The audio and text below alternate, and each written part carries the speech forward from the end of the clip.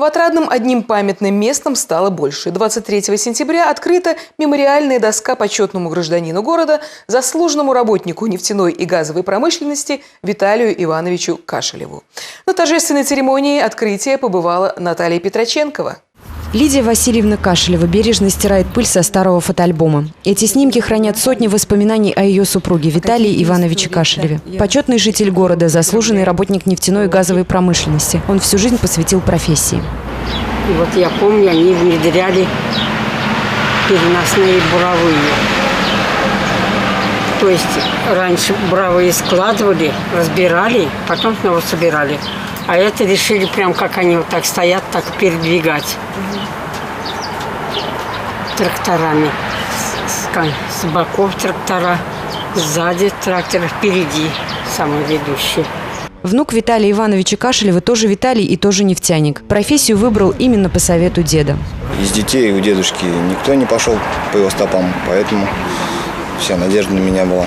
Когда я уже закончил институт, когда начал работать, уже начал делиться своим мнением, спрашивать у него мнение, как в каких-либо ситуациях что делать.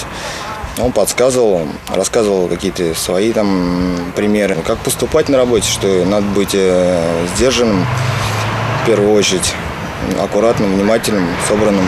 Виталий Иванович Кашелев много лет возглавлял управление буровых работ. Уже будучи на пенсии, продолжал работу в качестве общественного деятеля.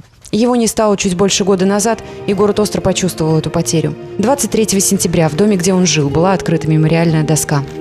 Я хочу сказать, что мне довелось увидеть работу Виталия Ивановича не только как старейшего руководителя самого мощного предприятия в Отрадном. Я его знала как председателя Совета народных депутатов. Я его знала и как руководитель Совета музея. А самое главное, мне довелось узнать его как человека.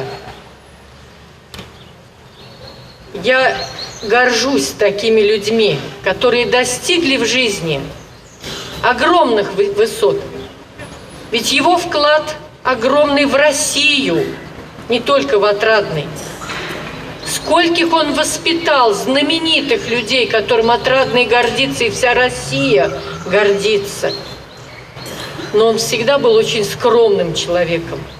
На торжественной церемонии открытия присутствовали студенты нефтяного техникума, которые сегодня изучают методы работы, внедренные Кашелевым, и коллеги-нефтедобытчики, работавшие с ним бок о бок. Он шел домой, а работа шла за ним. Он и работал дома. Вот. Большое ему спасибо за то, что он так большой вклад внес и очень-очень нам хорошо, нефтедобытчикам, помогал в работе. Открытие мемориальной доски – это дань уважения человеку, который много сделал для города. Всю свою жизнь посвятил ему. Наталья Петроченкова, Дар Бондарев, Роман Стрюков, телекомпания «Отрадный».